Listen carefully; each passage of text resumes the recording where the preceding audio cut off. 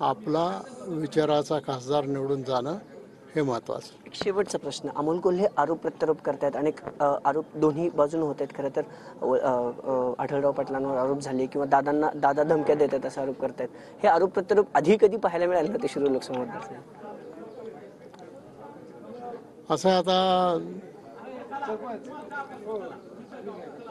स्थानिक कार्यकर्त्यांना याचा दोष देण्यापेक्षा आज देश पातळीवर किंवा राज्य पातळीवर ज्या पद्धतीचं राजकारण चाललेलं आहे, ज्या पद्धतीची भूमिका मांडली जाते, ते मला असं वाटतं लोकशाहीच्या दृष्टिकोनातून उचित नाही.